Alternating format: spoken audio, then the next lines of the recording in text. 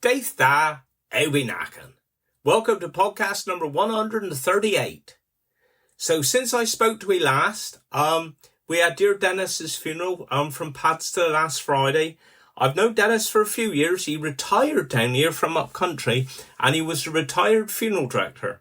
So we used to see him if we had funerals down Padstow way, and I used to have a lovely chat with him. And we had a lovely service for him on Friday at Glyn Valley, and then in the afternoon we was at Penmount for Mary's funeral from Quintrell Downs. So that was me day on Friday, and then Saturday I went down to Camborne. Now I've got 4 elderly friends. I was going to do it age-wise, but I might get it a bit wrong. John Moon's the eldest, then there's Charlie Kessel. The next 2 I get confused because they are about the same age, but I can't remember which one's older than the others, about 6 months in it. And that's Alan Roberts and Phil Trevina. And for a few years now, they've been going down to Trevithick Day, down at Camborne. And they've said to me this year, because I'm now of a certain age and I'm old, that I could go down with them.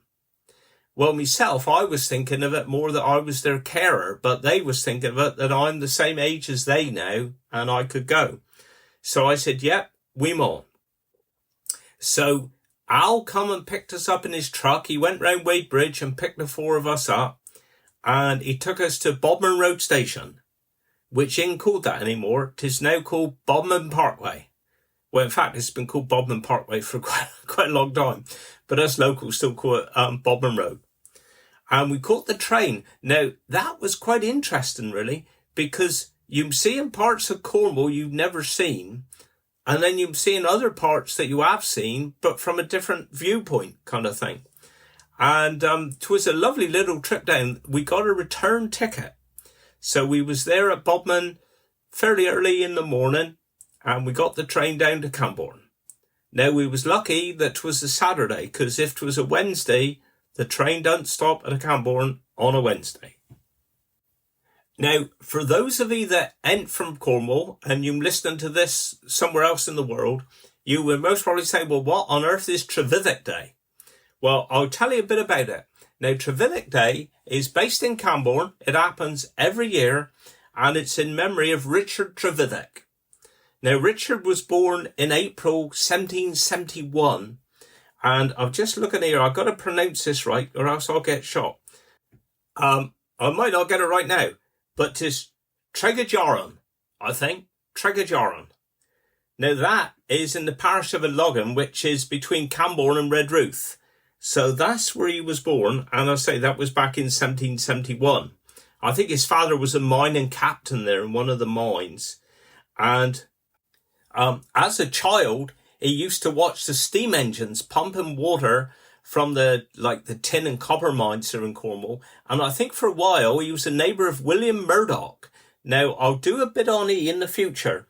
And he worked on steam carriages sort of thing. And I think he influenced Richard Trevithick a bit over the years. Now, Richard, he became an engineer at a mine in 1797. I love the name of this mine, Ding Dong Mine. The Ding Dong Mine. And I think he pioneered the use of high-pressure steam, which to me, I haven't got a clue what that means, but it sounds quite impressive. And that is at the time 1797, 1799, something like that. So, in 1801, Trevithick, he built a full-size steam road locomotive. And apparently that was on the site near present-day 4th Street here in Camborne. Some say in 1770, a Nicholas Joseph Cubnut may have built a similar sort of thing, but we don't know. But Trevithick, he named his carriage the Puffin Devil. And on Christmas Eve of that year, he demonstrated it successfully by carrying 6 passengers up 4th Street, continuing up Camborne Hill, across Camborne Cross, and over to Beacon. Now, that journey inspired the popular Cornish folk song, Camborne Hill, going up Camborne Hill, coming down. I did read somewhere that they did further tests on that locomotive, and 3 days later, it broke down. So they left it under shelter, but with the fire still burning, the operators, they went to a pub nearby to have a bit of food and drinks. And of course the water boiled off, engine overheated, and the machine burned, destroyed it. But there we go. I would expect if you went on the internet, you could most probably find a lot more about Richard Trevithick, really.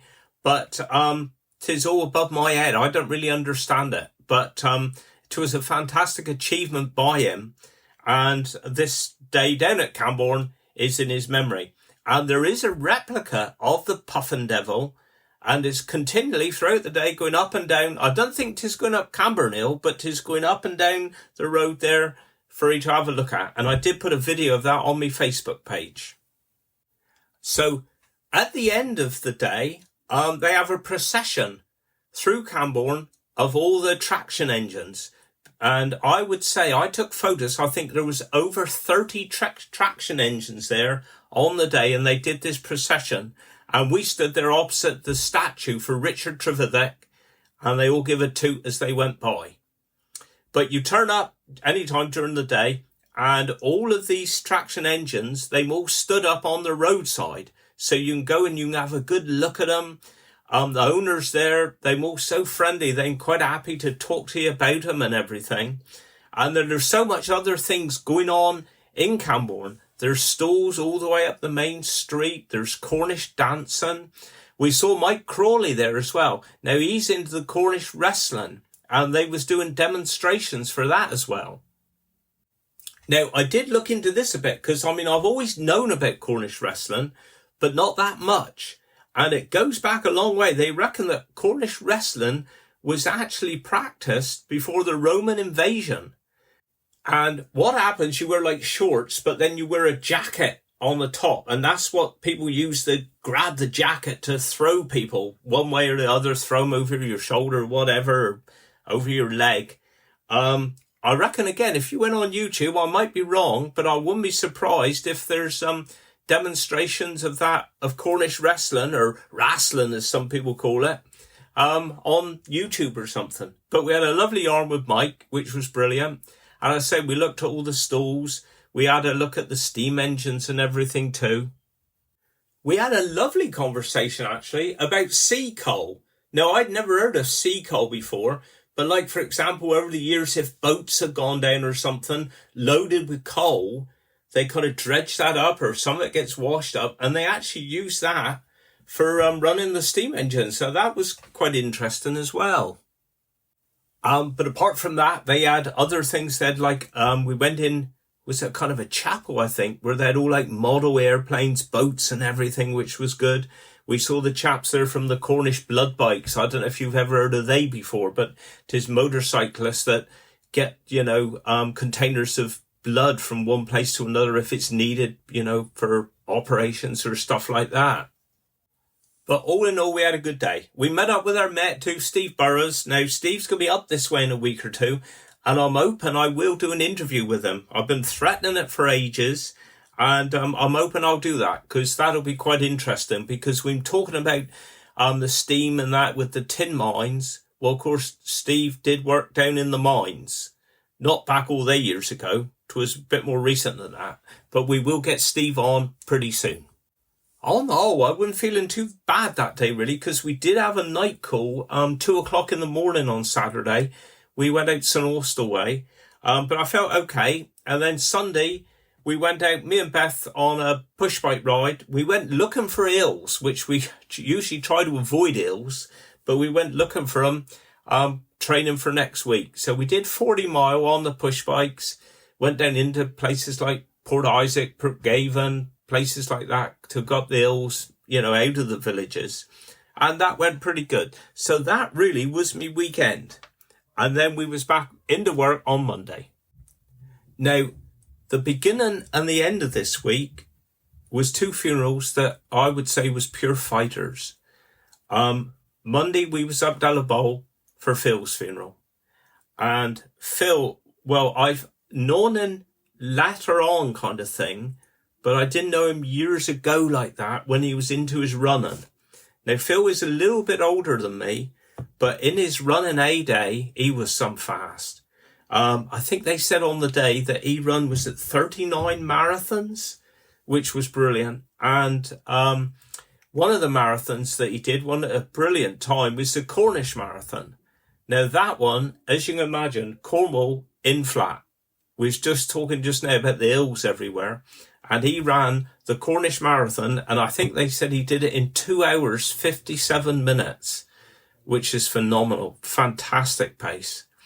And then dear Phil, I think it was his late 40s, early 50s, he had a massive stroke. And he'd been fighting ever since.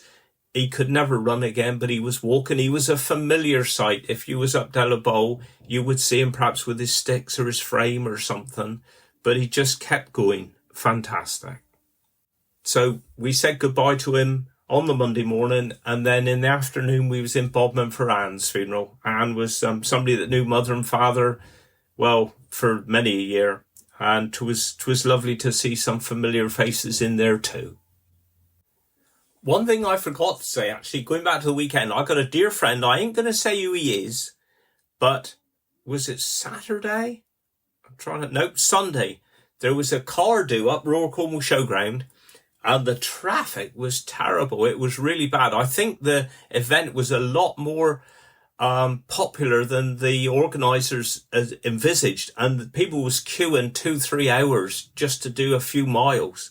And I got a very dear friend, and he thought, right, to save queuing to get out on the traffic at the top of the, like by Westcott, he said, I thought it'd be quicker. He was heading to Newquay. He said, I thought it'd be quicker if I drove down through town and then up the other side, and then I approached it from the bypass. So did the length of the bypass. I should go through pretty quickly to get up onto Newquay. Well, that didn't work. He actually started, and then by the time he went down through town, he got up to the top of the bypass. Now, the bypass is, what, 1.5 miles long? I don't think it's 2 miles long, maybe just, I don't know. And dear of him, he took 1.5 hours to travel the length of the bypass. And the trouble was whether he'd had coffee to drink or whatever before he started, because just as he got to the top of the bypass, he couldn't hang on no more, and he had to drive home again to go for a wee. And then and he had to start again. So that wasn't a very successful time, I must admit. But the traffic was hellish, really. I think they're going to try and sort something a bit better next year. But I did feel sorry for it. I ain't going to say who 'tis, but that was a bit of a wasted 1.5 hours, and he had to go home again to go for a wee. But there we are. We had dear Art's funeral on Wednesday. Somebody I've known forever. Went to school with a couple of his boys. So that went very well. And then Pauline's in the afternoon. Now, with Pauline's funeral, there's a lovely crowd there. But at the crematorium, you get a half-hour slot. And there was about 10 minutes to go. And you hear the door go at the back. I'm sat there at the back with the verger. And the door opens, and this chap comes in and sits on the back row on the left-hand side. So I quietly went over. I gave him the order of service. He looked at it with horror. And he whispered to me, I'm at the wrong funeral. I'm at the wrong funeral. So out he went again. Well, we found out after, because he saw me limo driver out there. Not only was he at the wrong funeral, he was at the wrong crematorium, because he was meant to be at Penmount, and he turned up at Glyn Valley. Now, this is something that never happened in the past, because if somebody passed away, I know I've said before, if somebody passed away beginning of the week, you would have the funeral end of the week kind of thing, or beginning of the week after sort of thing. But nowadays, with funerals taking so long, you could have, like, if the funeral's on a Thursday, it could be not the next Thursday, maybe the Thursday after, even Thursday after that. So we've had people that way getting the wrong funerals. And we've had a few where people have turned up at the wrong crematorium as well. But definitely more turning up a week early or something is something that we have had a bit in the past. So then on Thursday, we had my cousin's funeral. Dear Richard. Richard was only a few years older than me, and it was quite a shock, really, when he passed away. So these events, it's kind of bittersweet, because it's so lovely to meet up with with all your family again. I mean, I've got so many cousins, pretty much a big chunk of them are mother's side, because mother was one of 5, and out of those 5, 4 of them had children. And some of they had 5 or 6 children, others had 4 kind of thing. Whereas father's side, I mean, father wasn't an only child because John was his brother, but John only lived till he was 4.5 and he died. So a lot of it is on mother's side, which this was, because Richard was mother's nephew. Mother's brother Monty, it was his boy. But very sad, I say he was very young, only 67. And there was a lovely turnout there, really was. We went into a nice bit of heavy rock, bit of rainbow going in. Now, one thing the crematoriums offer these days, which is getting quite popular during the service, is a photo slideshow. So you can be sat there. They usually say go for 25 photos because that gives you enough time just to, the photo on the screen is there long enough to have a good look at it before we go on to the next one.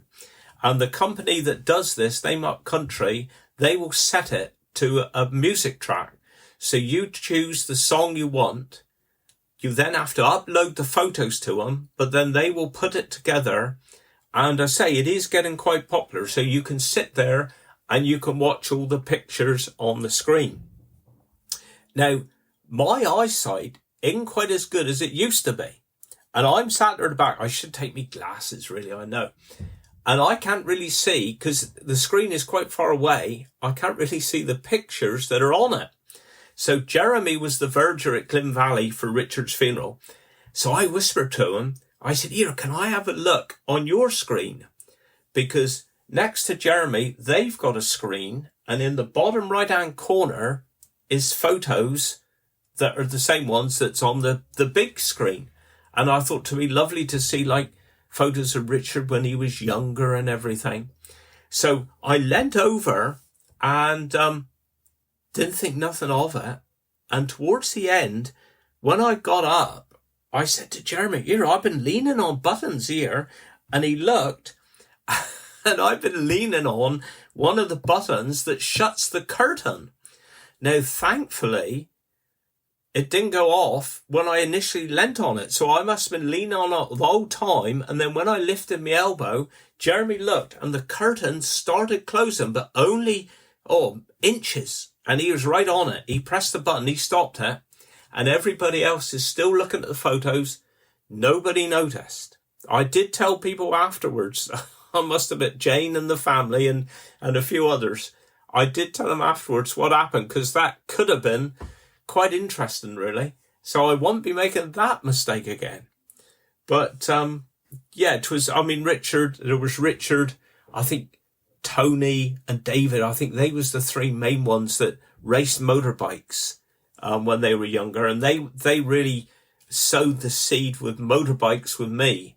They used to do, time sprints like Royal Cornwall Show used to have it. I always remember health and safety, because the Royal Cornwall Show, they'd have a big chunk of granite on the corner, and health and safety, they put a bale of straw in front of it.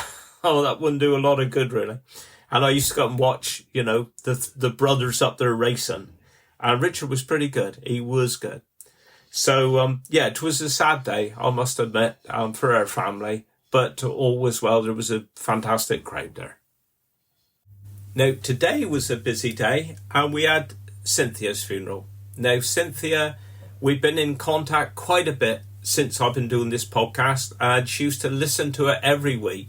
She was a real big fan of the podcast, and I was so sad. She died suddenly, and I was so sad to hear she passed away. I will miss her conversations and her comments. I was going to. She's one of those, again, that I got on the list. I thought it'd be good to speak to her. And I think this is where I find the podcast so frustrating, because I just haven't got the time to see everybody I want to. There's somebody else today that I've spoke to him a few times, said, here, I must come and see you. And Eve passed away. And it is very frustrating, that side of it. But Cynthia's funeral was lovely. There at Llanivet, church was full. We had wellies on her coffin with the floral tribute inside. The bearers, the girls and that, they wore wellies. Oh, it was fantastic. It was good. And I will miss her, I must admit. And I'll miss her comments. We had another funeral today at the Catholic Church in Wadebridge, which is down Piggy Lane. I expect you Bridgers will know where Piggy Lane is. And then this afternoon, we had Leonie's funeral. Now, I've known Leonie's family forever, her mother, Julie, and she was another one. She was a fighter. I mean, you would have seen on our Facebook page, what was she, 37, passed away from cancer. And Bodmin Church was full today. And when you consider that Bodmin Church is the biggest parish church in Cornwall, that's a lot of people. And I must try. Leonie, I mean, she was brilliant. She did a blog, she did videos of her battle against cancer, and she did this lovely one just praising up the staff at Mount Edgecombe Hospice. And I know it was shared a few times on Facebook. If I find it, I will share it. It just shows how brave she was, and also, you know, the good work they do at Mount Edgecombe. But yeah, it was a sad day. Fantastic turnout. The sun was shining, which was brilliant. We've had brilliant weather all week, and then last night it rained. And I thought, oh, no, you know, what's going to happen here? But anyway, it all was well. So yeah, it's been a tough week, really. On a brighter note, yesterday evening, I did go down to Padstow. Now, I go down there May the 1st every year. Usually I'm working during the day, so I usually get down there after tea, and I'm there for a couple of hours, and I love it. I mean, Padstow May Day. If you don't know what it is, go on YouTube. You'll see loads there with the Obby Hoss. There's two Obby Hoss, the Peace Hoss and the Old Hoss. But yeah, brilliant. Because like, we just got so many people we know down Padstow, and to Padstonians, I think I went into it a bit last year. 'Tis bigger than Christmas, and they have a fantastic time down there. So I went down there. I did manage to get a few photos, did a few selfies, saw loads of people I knew to speak to, and loads of people across the road you just didn't get a chance to speak to. But they had a brilliant day. The weather was handsome, and yeah, it was a good couple of hours. Now, also yesterday, another bit of good news. Our youngest maid, Mabon, passed her driving test. First time too. Dear of her. She put in some practice in, dear of her. She's been brilliant. So that was good news. So good on you, Mabon, for passing your test. It did remind me when I started driving. So I was 17 and I said to Father, here, I wouldn't mind driving. Well, Father, as you can understand, was like I am now. There's never enough hours in the day. He took me out 2 or 3 times over a few months, but nothing really at all. And time was going on. So it got to September, October time. And of course, my birthday's November. And I said, here, I wouldn't mind really getting me driving test. He said, you better speak to Albert Perrin. Now, Albert was the driving instructor here in town. And he worked with his father. I'm sure his father was called Albert too. Old Mr. Perrin, if I'm right. But this is the young Albert. And we rung Albert up and said, can we have some driving lessons? So he said, no problem at all. So I had my first lesson with Albert. And he said, yeah. He said, you got potential. We can sort it out. But he said, what I would do if I was you is put in for your driving test now. Because he said, there's a hang of a waiting list. So by the time we do that, you'll be sorted. So I thought proper. So I'd had my first lesson. So I put in my application form. Now, I did muck up a little bit. And he did swear at me. I will say what he said. It's not really bad swearing. And hopefully I won't get censored for it. But I did muck up a little bit. Because down the bottom of the form was a little box. And it said, tick here if you'd like a cancellation. I thought, yeah, I'll go for that. So anyway, I then had my next lesson the next week. And then I had the thing come through in the post because there was no emails or internet or anything back then. And it come back, Mr. Bray, your test is in 10 days' time. Hang. So I rung Albert. I said, here, I got a bit of a problem. He said, what's that? I said, well, I've ticked the box about a cancellation and my test is in 10 days' time. And he said, you bloody shit. No, I'm sorry about that. But I did swear at him, but that's what he said. He said, we won't cancel it. He said, I'll fit you in for 2 or 3 lessons. We'll just go at it. So I had 2 or 3 lessons. I'll tell you what, the first lesson I had with Albert was quite relaxed. They 3 lessons, they weren't relaxed, but it was brilliant. So anyway, he did these lessons. So I turned up on the day there at Bodmin where you do your test. And what happened was we took my car, or not my car, it was the works car. It was a black, I think it was supposed to be a Cortina Estate. Because in my thinking was if I had a saloon car, if Albert had a saloon car, you look at the back window, well then there's an extra length of car before you get to the back bumper. Where if you got like a estate car, the back of the car is the back of the car that you can see. So we took the black Cortina Estate and turned up at the test station. So me test chap, my examiner, he come out. He said, now then, Mr. Bray, he said, this is going to be a bit different today. He said, every so often I get assessed to make sure that I am doing it right. So he said, this gentleman here, and he turned to this other chap, he will be riding with us today, but you must forget he's there. And he will just be watching what I'm doing. Well, I said, okay. Well, I did forget he was there because I got to my car and there's no central locking back then. So I undid my door, leant over, pulled up the thing for the front door passenger side. I forgot about Mehdi, and he stood there and the examiner says, I think, could you please let the assessor in? So I'd lean back and open the car door. But it went all right. I mean, they come to a junction at one point and I'm there and I'm waiting and there's a hearse and limo coming down West Heath Avenue. And like an idiot, I discreetly put my hand up because it was Gerald Thomas. Now, Gerald and their family, I mean, they were the local funeral directors back then in Bodmin, been there forever. Me Grampy, he was helping Gerald's father years ago. So afterwards I thought, well, I don't know if I should have done that or no. But there we are. But I had my test and thankfully I passed. And that was a week or 2 before my 18th birthday. So I was tickled pink with that. And then I got me first car, Mark 1 Escort, off Brian Bear. And a blue one it was, FAF 334L. And it was quite good because we were going 6th form at the time. We should have gone Bodmin 6th form, but St Austell had a better reputation at the time. So all my mates had gone St Austell. But because it wasn't the most local one, we had to pay £1 a day on the bus, which was a fair bit back then. So when I passed my test, that's when I started making a bit of money. Because back then, if I put £5 of petrol in my car, that would last me all week. And what I would do then was I would drive and I would charge me mates 50p each a day to ride in my car.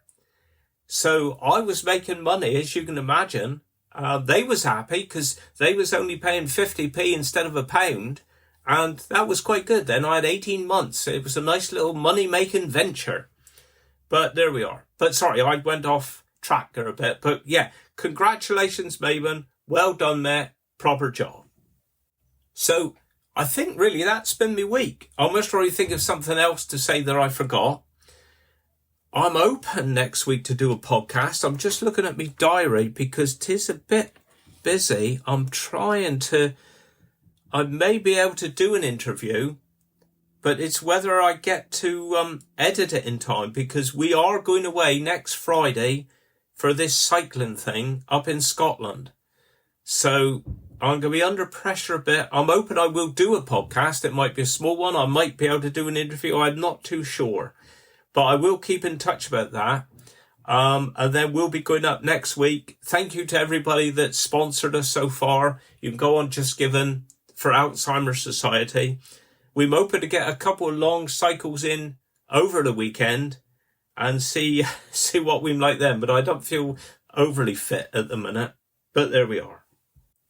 I thought for me Cornish word this week, 'tis 2 words really, and 'tis for okay. So if somebody said to you, Dave da, fat lagenas, they would basically be saying, hello, how are you? And you go, dalor, and that's okay. So there we are. For me, dialect, I did actually pick up a few down Camborne, because there were some lovely Cornish chaps down there, I must admit. So I'm just looking, because I did make a few. Here we go. I think we'll do this one today. They said if somebody was like blinking a lot, kind of thing, if they had something in their eye or something, they said he was winking and blinking like a toad in ashes. Winking and blinking like a toad in ashes. So that's my dialect for this week. So there we go. Right, well, I'll leave you now. I'll say hopefully I will get a chance to do one next week. I've got something in mind, but it's whether I can fit it in or no. And we'll go from there. But have a good week anyway. Wish you well. Do Guinness. Carnobus Fican.